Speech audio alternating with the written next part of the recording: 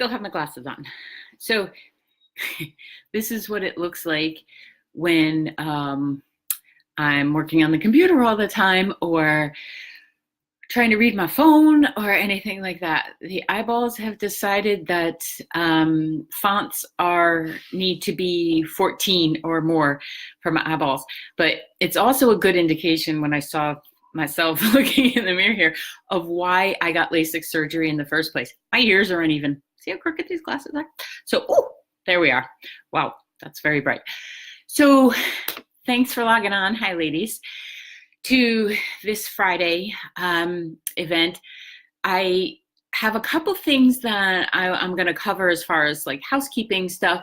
So thank you again for listening to the podcast. We're at 1,500 listens, and that's all because you guys are logging on. Had a great response to the bonus episode, which if you haven't listened to it yet, what are you waiting for? Get on whatever platform podcasts are available for your devices. And there's a bonus episode in between 7 and 8, and it's a guided meditation. And the feedback that I'm getting is that people are falling asleep with the first 3 times I ask them to take a deep breath. So that's not only an indication that you people are tired, but I hope an indication that it's a relaxing experience, and I'll be adding more on as I get them recorded.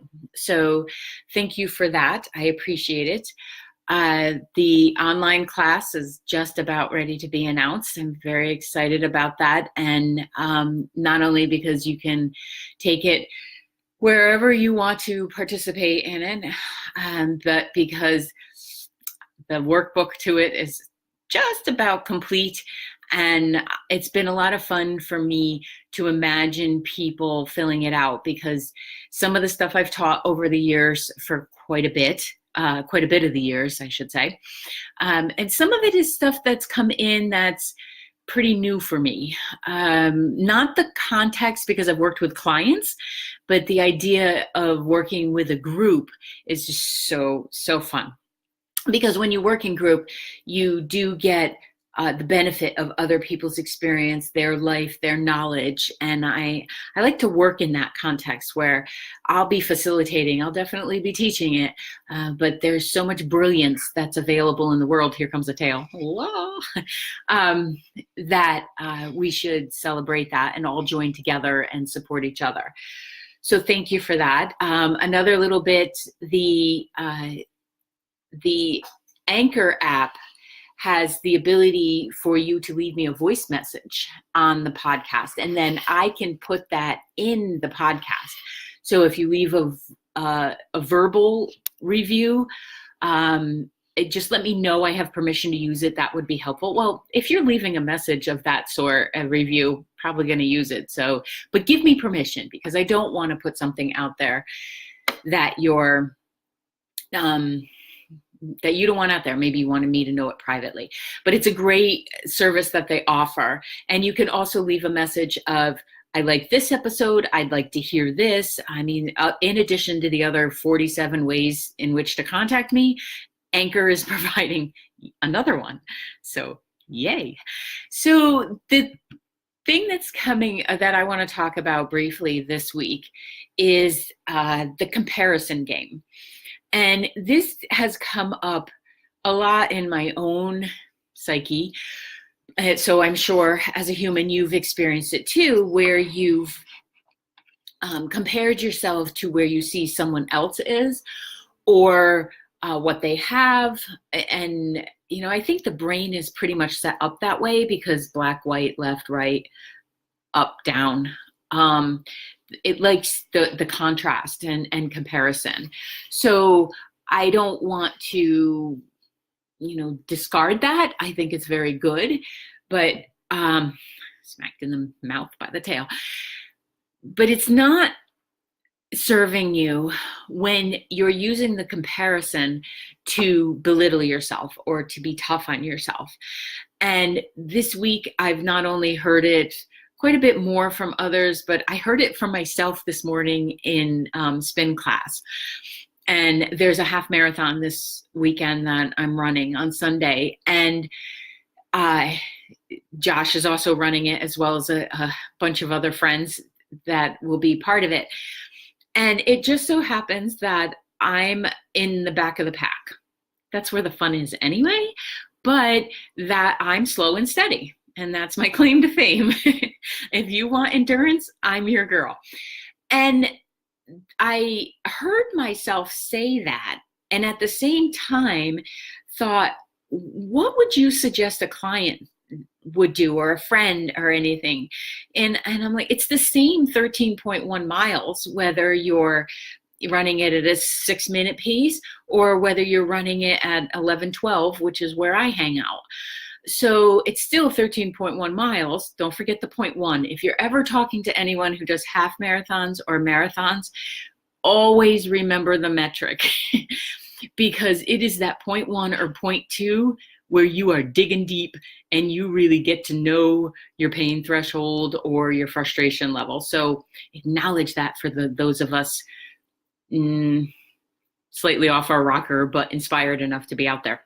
So I heard that comparison come out of my mouth, and I didn't correct it right then because nobody else needed to hear my process. But then when I realized, oh, wait a minute, I've been hearing that also this week, and it's not the first time I've said it. I often lead with that, actually. And I decided today that's not serving me, because I'm proud of where I am fitness-wise, because 4 years ago, I thought I was going to die, and we really literally only shuffled a 1/16 of a mile. So the thing about comparison is it tends to jip away at your joy of what you have accomplished within yourself and in your own process. And the other part of it is I find that people tend to compare to someone who is maybe sharing an achievement or has reached a certain level of whatever we consider success. And so, for instance, as this First Sense comes out, and the classes, but also the podcast, some of the feedback that I'm getting is that people are like, well, yeah, you can do that. And so I just recorded 2 episodes that will be about my journey, because I think it's important for everyone to take into consideration that when you see someone, with the exception of prodigies, I guess, but they still have to put in the time too, you're seeing the accumulation of all the times they probably didn't post on Facebook, that they practiced, or that they went out and did a awful 3-mile run that I did the other day, that if I based Sunday on that 3-mile run, Kent and Siobhan will be packing up the whole thing, and I'll be bringing it in later on an Uber. But you can't let that one, I can't let that one experience tarnish the fun I intend to have on Sunday, now that the lightning threat has moved by. So if you hear that subconscious and you start to compare to others, or to beat yourself up for not being somewhere, wherever there is, if you would take a nice deep breath and a little honesty of, but you know what? I don't know how much time somebody put into that, and let them be an inspiration, rather than a negative comparison, because we can completely allow others to be what inspires us to level up or to do the next thing that feels impossible along our journey. So I today became abundantly aware, I've been aware of just how practiced I have been in negating my own success, whether that's in business or life or the trail or whatever the case may be, because I personally think success is defined by you keep trying. You just keep trying. It's not going to be the same each time.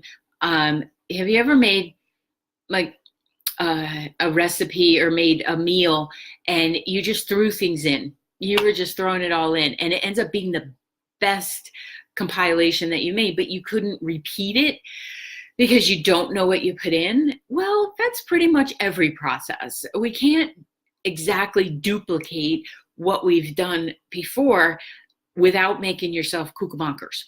So technical term there in the Bedore family. So the maiden name, in case anybody doesn't know that.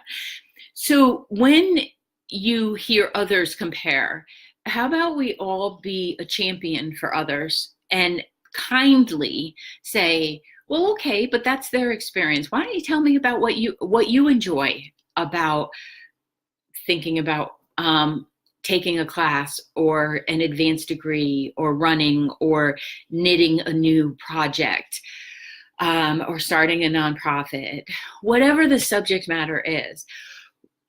I'm suggesting that we become so aware of our own comparison game that we hear it in others and we help them to not do it, because that's going to reinforce it in yourself. So that's the Friday clip. I hope you will go leave a voice message on the Anchor app, is what it's called, ANCHOR. And I'll be completely honest, I don't know if that translates to the other platforms. I'll check on that. So thank you very much for joining this Friday. I hope you all have an amazing week and then some. And think of me Sunday morning, and think of all the runners Sunday morning. And there'll be about 1,000 of us out there. And the volunteers and all of that. And gather together your amazing energy selves and send us some zaps, would you? Loving zaps. Don't be zapping me because I'm out there and you're sitting on the couch. Don't do that, because I will know and then I'll be texting you later. So thank you so much. I hope you have a great afternoon, great evening, and get outside, shake off all that been trapped inside if you're in the Northeast and soggy. So thank you. Bye.